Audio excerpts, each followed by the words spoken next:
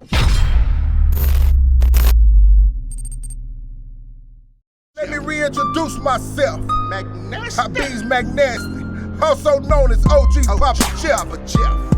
You see, I've been here since the beginning. And in 2020, I'm still winning. Okay, we got OG Papa Jeff, aka McNasty. What we calling you, bro? You OG Papa Jeff, you McNasty. What's going on? Man, I'm OG Papa Jeff, I'm McNasty, man. We one and the same, man. You know what I'm saying? One and the same. Yeah, today I'm McNasty, man. You McNasty today. I'm McNasty today. Okay, so if you McNasty, what's the slight difference between McNasty and OG Papa Jeff? You know, McNasty, you know, more of the hip hop, just out here still with the youngsters out here doing their thing. Right. But you know, then Papa Jeff, he laid back, you know, just kick back somewhere, getting ready to go to work. Right. Okay.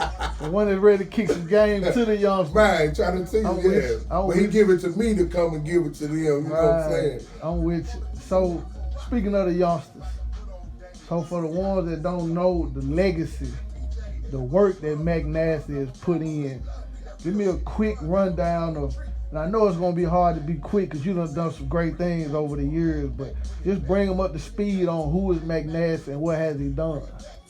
Man, McNasty, I started off with McNasty. I got the name back in 1989. You know, I was locked up as a juvenile, you know, and back in the day, McNasty was a term that they used for something that was clean. So I'm the opposite of nasty, you know what I'm saying? Right. Like, man, look at that car, that joint McNasty, or okay, that boy McNasty with the flow. Right. So they just started really calling me McNasty because I've been rapping that long, you know what I'm saying? So I just took on the name, you know, and I always try to explain that to the folks, you know what I'm saying? Right. GD go, Mac, you know, is that man, you the folk? Nah, bro, you know, I'm Mac from way back, you know what I'm saying? Right. I ain't gonna claim something that I ain't, you know what I mean? Right. So I keep it 100 out here all the time. But I just been in the game a long time, man.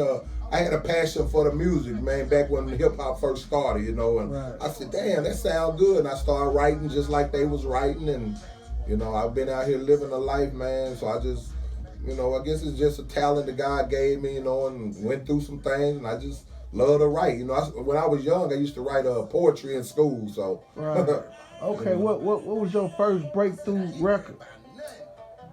My first breakthrough record, I'm going to say McNasty in Me in 98. You know, I linked up with Players Incorporated. You know, I had been locked down for a minute, and when I got out in 98, I think, 97, 98, they was already in the process of putting an album out, and you know, hey, I fit right in, so I went to the studio and I had a song called The Man in the Mirror back then. You think you still can go to YouTube and listen to it, you know, and that was just a big song as far as locally, you know what I'm saying? Right. But, you know. That's what got you, that's what made you know, listen, I can put my foot in this game and I can make it happen. Yeah, basically, man, you know, and then I was encouraged when I was in prison, man, Black History Month, I wrote a song called Never Know When, and I performed it Black History Month, and there was a lot of black guards, you know, that was in there, and they heard me doing that song. You performed it in prison? I performed that song in prison. I wrote it, and I rapped it over a Scarface or a Ghetto Boy instrumental at the Black History program. And the guards were like, you know, after the show, they was like, you wrote that song? And I'm like, yeah, you know, I write music. But they was like, you know, they encouraged me, get out here and do something with your life. They said, you got a talent and you got some strong lyrics. You need to get out here and do something with yourself. Right. And so I said, hey, that's what I need to do. But, you know, it ain't been easy. You know, I got out trying to do my thing. But, you know, when you first get in this game, man, you learn a lot. You know, you don't know a lot. You green, you know what I'm saying? So you're going to get screwed over a lot of times because you don't know. But, you know, and that's how I was. I was just anxious to get out here and get in the rap game and get rich. You know, that's how I thought it was supposed to happen. But, you know. Okay, so we see your first hit.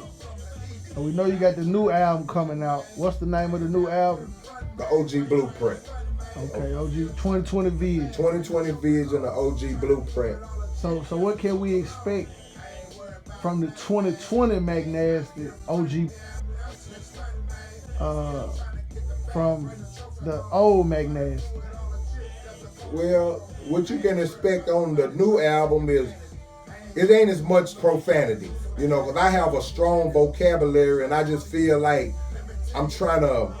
I want the kids and to be able to rap my lyrics without having to stop and like knowing, you know, they ain't, you know what I'm saying? Which they still cussing, because a lot of the music, you know, it got the cussing in it, which when we ain't around, they cussing. But, you know, I just want, and then I got a lot of people that don't really do a lot of profanity. They listen to my music. I done grabbed a lot of people's attention, teenagers and I just feel like when you got a vocabulary, you don't have to say F, fuck, and, you know, this and that on every other word. You know what I'm saying? Right. Because some people, you lose them when you know, because they be like, oh, I can't, you know, I like the music, I like the beat, but all that cussing and bitches and hoes and, you know what I'm saying? Which I don't knock nobody for whatever you got to do to, you know, get your music out there or do, but it's just that I've been doing it so long, I done did all that. I done did the drive-by shootings and the trapping and, you know what I'm saying? Right. So now it's more like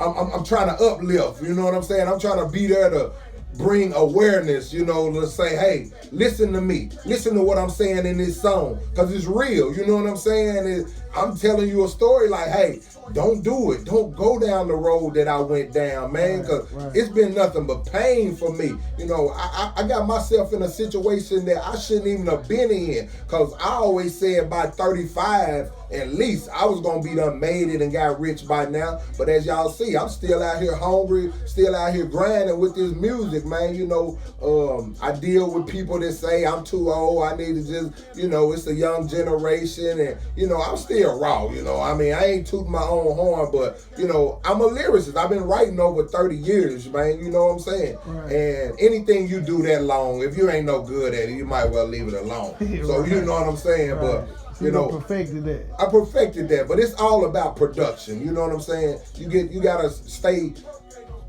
relevant with the new generation and the game. Because if you get out of touch with what the young people are doing, you out of touch with reality. You know what I'm saying? So you can't get out here and try to talk about what's going on and how you know what's going on, and you not out here with them. I'm glad you said that. So you're not a per se older artist that doesn't pay attention to the younger. You do pay attention to what's going on.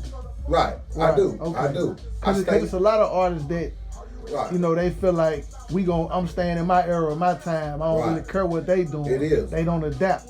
It is. And I tell a lot of older artists, man, you know, because they be, man, I can't hear what they saying, you know, but you know, it's every generation is different, you know what I'm saying? So it's about understanding the young generation, you know what I'm saying? And that's where I come in at, because most of the young cats that's in the rap game, man, I applaud them, you know what I'm saying? And they really show me respect, you know? So I feel like a big uncle to them or something, you know what I'm saying? Because I don't get out here and try to act like I'm a young cat no more, you know what I'm saying? Even though sometimes I might dress like hip-hoppers, you know, I got on the Ben So Long today, you know, but, you know, I know my place, man, you know what I'm saying? I got grandkids for real, you know, and that's another reason I changed my name to OG Papa Jeff, man, you know, because I want people to understand I'm accepting who I am in the game. I'm an OG in the game, you know.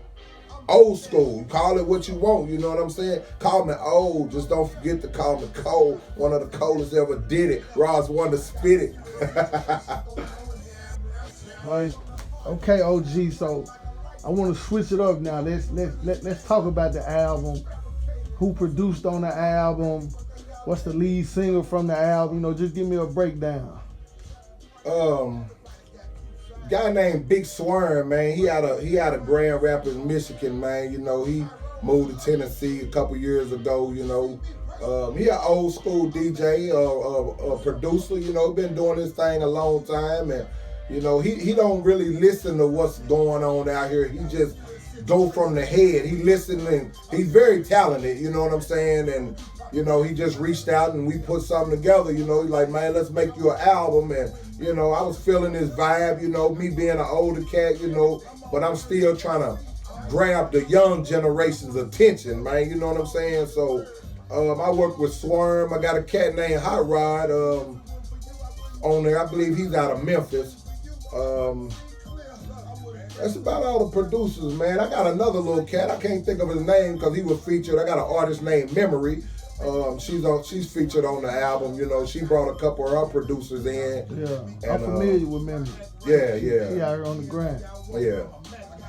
Yeah, I got her, man. She's a really talented young lady, man. You know what I'm saying? Some of y'all might not know about it. She's a Caucasian female, but she hold her ground. You know, talent is talent. You know, I don't care if you white, Chinese, black, whatever. You know what I'm saying? If you got talent, and if I hear it, I ain't gonna hate on you, because I'm gonna be like, who is that? Because, you know, a lot of music that I hear, I don't know who it is. If I take a liking to it, because I done heard local music, and I be like, man, who sing that one song?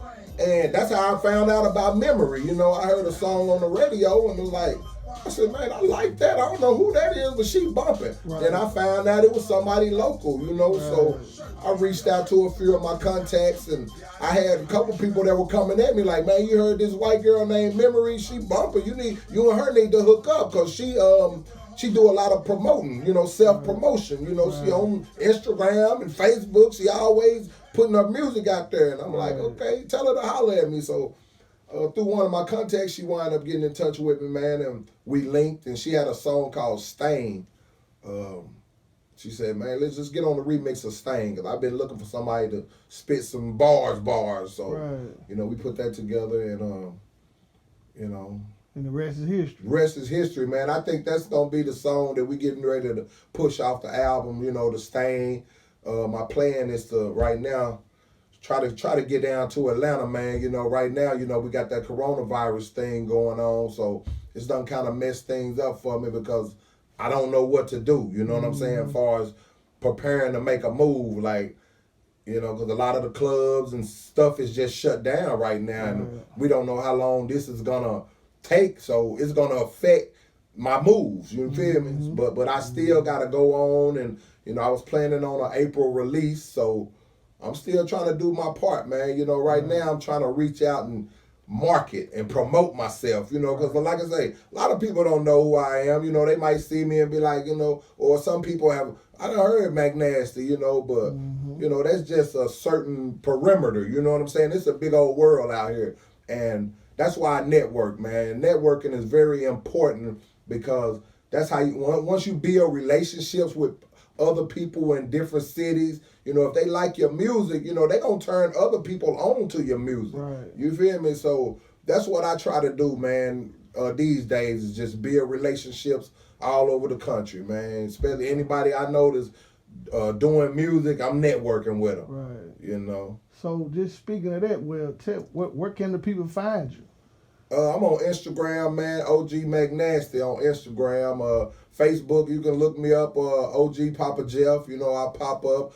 You go to YouTube, just put in McNasty, MacNasty.